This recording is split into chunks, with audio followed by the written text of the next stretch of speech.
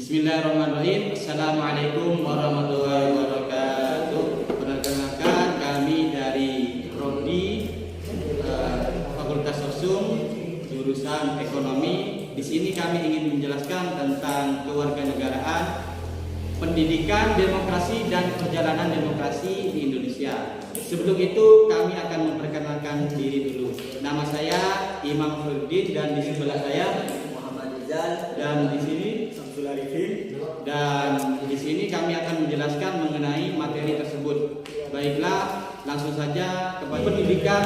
Pengertian daripada demokrasi pendidikan adalah suatu pandangan yang mengutamakan persamaan hak dan kewajiban serta perlakuan tenaga pendidik yang sama dan adil kepada semua siswanya tanpa membeda-bedakan dalam segala aspek dalam kegiatan pembelajaran baik di dalam kelas maupun di luar kelas.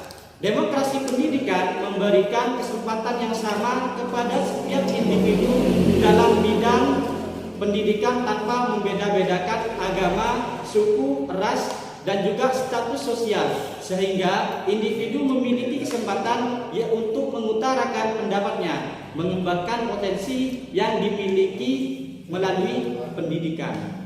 Pendidikan demokrasi, menurut Kamus Besar Bahasa Indonesia atau KBBI, penerapan merupakan kegiatan menerapkan, sedangkan menurut beberapa ahli, penerapan merupakan suatu kegiatan mempraktekkan suatu teori, metode, dan hal lain untuk mencapai tujuan dan untuk suatu kepentingan yang diinginkan oleh suatu kelompok atau golongan yang telah terencana dan tersusun sebelumnya. Menurut Mosman 2002, penerapan atau implementasi bukan sekedar aktivitas, tetapi suatu kegiatan yang terencana untuk mencapai tujuan kegiatan.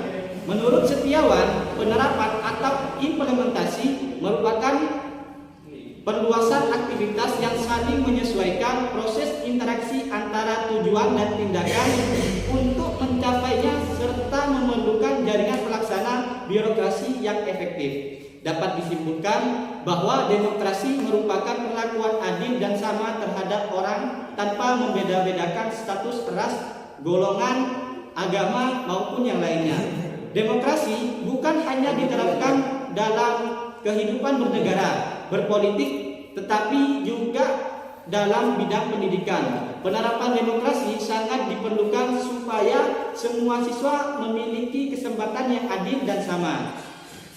Selanjutnya, prinsip-prinsip pendidikan menjunjung tinggi harkat serta martabat manusia berdasarkan dengan nilai luhurnya. Selanjutnya, wajib menghormati dan melindungi hak asasi manusia yang bermartabat dan berbudi pekerti luhur, serta mengusahakan suatu pemenuhan hak setiap individu untuk memperoleh pendidikan dan pengajaran nasional dengan memanfaatkan kemampuan setiap individu tanpa merugikan orang lain. Itulah penjelasan selanjutnya akan dijelaskan oleh teman saya Samsul Arifin, dipersilakan. Saya di sini akan melanjutkan presentasi yang barusan Mas Udin jelaskan. Perjalanan demokrasi di Indonesia. Perjalanan demokrasi di Indonesia ini dibagi menjadi 5 bagian.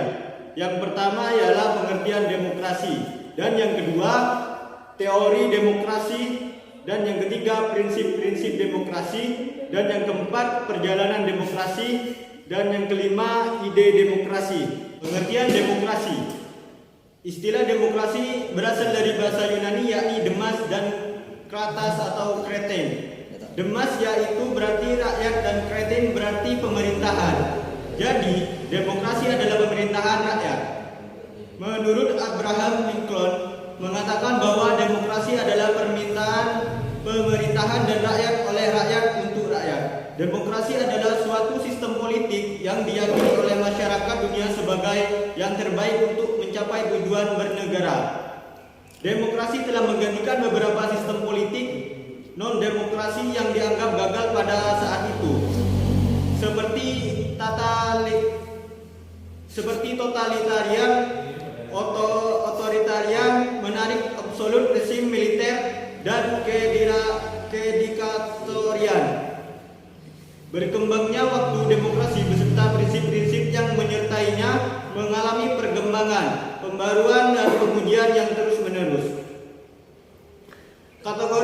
demokrasi. Kategori demokrasi dibagi menjadi 3 bagian, yaitu yang nomor 1 demokrasi sebagai bentuk pemerintahan, yang kedua demokrasi sebagai sistem politik, yang ketiga demokrasi sebagai sistem hidup. A. Demokrasi sebagai bentuk pemerintahan, yakni merupakan pengertian awal yang dikemukakan para ahli dan tokoh sejarah, di mana di dalamnya menyatakan bahwa bentuk pemerintahan yang baik itu ada 3, yakni monarik, aristokrasi dan demokrasi. Jadi demokrasi adalah salah satu dan bentuk pemerintahan dipegang oleh rakyat, dijalankan untuk kepentingan rakyat banyak. Monarki adalah bentuk pemerintahan yang dipegang oleh seorang sebagai pemimpin tertinggi dan dijalankan untuk kepentingan rakyat banyak. Aristokrasi adalah suatu bentuk pemerintahan yang dipegang oleh sekelompok orang yang memimpin dan dijalankan untuk kepentingan rakyat banyak. Ketiganya bisa berubah menjadi bentuk pemerintahan yang buruk. Tirani yaitu suatu bentuk pemerintahan yang dipegang oleh seseorang sebagai pemimpin tertinggi dan dijalankan untuk kepentingan pribadi. Oligarki adalah suatu bentuk pemerintahan yang dipegang oleh sekelompok dan dijalankan untuk sekelompok sendiri. B. Demokrasi sebagai sistem politik. Bentuk pemerintahannya bukan lagi demokrasi, oligarki, monarki atau lainnya, melainkan lebih menganut pada pendapat Niccolo Machiavelli yang menyatakan bahwa negara dalam hal ini merupakan hal yang pokok. Sedang pemerintahan adalah republik dan monarki. Monarki adalah bentuk pemerintahan bersifat kerajaan. Pemimpin negara umumnya bergelar raja dan kaisar atau sultan. Dan pengangkatan atau penunjukan pemimpin negara lebih pada berdasarkan keturunan atau pewarisan. Sedangkan republik adalah bentuk pemerintahan yang dipimpin oleh seseorang presiden atau perdana menteri.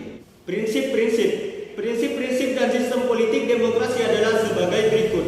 Pembagian kekuasaan. Kekuasaan eksekutif, legislatif, yudikatif berada pada badan yang berbeda. Pemerintahan konstitusional, pemerintahan berdasarkan hukum, pemerintahan mayoritas, pemerintahan yang diskusi pemilihan umum yang bebas. Partai politik lebih dari satu dan mampu melaksanakan fungsinya. Manajemen yang terbuka, pers yang bebas, pengakuan terhadap hak-hak mayoritas, perlindungan terhadap hak asasi manusia, peradilan yang bebas dan tidak memihak, pengawasan terhadap administrasi negara, penempatan pejabat pemerintah dengan merit sistem bukan poil sistem. C. Demokrasi sebagai sikap hidup. Demokrasi tidak cukup berjalan di tingkat negara, tetapi demokrasi juga memerlukan sikap hidup demokrasi yang tumbuh dalam penyelenggaraan negara maupun warga negara pada umumnya. Demokrasi memerlukan perangkat enduing, yakni budaya yang kondusif sebagai mindset konkret, dan manifestasi tersebut adalah dijadikannya demokrasi sebagai pandangan hidup budaya politik. Baiklah, selanjutnya akan dijelaskan oleh teman saya Muhammad Rizal. Baik, saya di sini akan melanjutkan materi yang barusan disampaikan oleh Mas Samsul. Saya di sini akan menjelaskan tentang prinsip-prinsip demokrasi. Prinsip-prinsip demokrasi ini dibagi menjadi 2, yaitu kebebasan bersamaan atau freedom equality. Yang kedua, kedaulatan rakyat atau people sovereignty. Yang pertama tentang kebebasan atau persamaan. Kebebasan dan persamaan adalah fondasi demokrasi. Kebebasan dianggap sebagai sarana mencapai kemajuan dengan memberikan hasil maksimal dan usaha orang tanpa adanya pembatasan dan penguasa. Jadi, bagian tak terpisahkan dan ide kebebasan adalah pembatasan kekuasaan penguasa politik. Demokrasi adalah sistem politik yang melindungi kebebasan warganya sekaligus memberi tugas pemerintah untuk menjamin kebebasan tersebut. Demokrasi pada dasarnya merupakan perlembagaan dan kebebasan. Yang kedua yaitu kedaulatan rakyat. Kedaulatan rakyat ini merupakan kehendak rakyat dan untuk kepentingan rakyat. Mekanisme semacam ini akan mencapai dua hal. Yang pertama, kemungkinan terjadi penyalahgunaan kekuasaan. Kedua, terjaminnya kepentingan rakyat dalam tugas pemerintahan. Selanjutnya, indikator demokrasi. Seperti pemilu legislatif, pemilu presiden hingga pilkada dapat berlangsung dengan bebas, transparan, demokratis, dan paling penting dalam suasana damai. Perubahan-perubahan penting yang mendasar dan demokrasi Indonesia, membangkitkan dan mendatangkan sejumlah harapan seperti diuraikan Said Awu dalam buku Negara Pancasila. Dalam kemaslahatan berbangsa, masyarakat mengharapkan adanya peningkatan kualitas demokrasi dan mengharapkan pemerintahan yang dihasilkan melalui prosedur demokrasi mampu menangkap kepentingan publik jauh dan kepentingan kelompok. Dan selanjutnya yaitu perjalanan demokrasi di Indonesia. Ide demokrasi pendiri negara. Menurut Muhammad Hatta 1953, demokrasi telah berurat dasar dalam pergaulan hidup kita.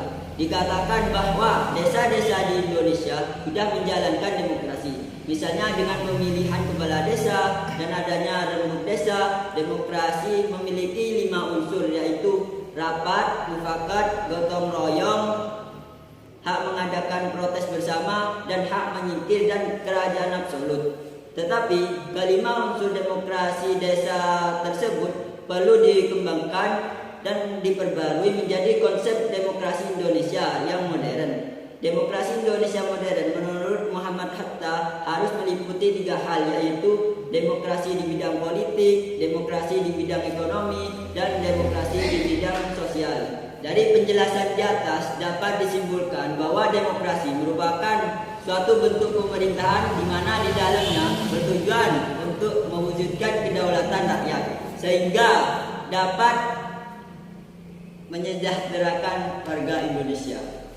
Baiklah, itu penjelasan dari kami mengenai pendidikan demokrasi dan perjalanan demokrasi di Indonesia. Sekian dari kami. Apabila menemukan kata-kata yang kurang sopan, kami mohon maaf yang sebesar-besarnya. Wabillahi taufik wal hidayah wal ridha wal inayah. Assalamualaikum warahmatullahi wabarakatuh.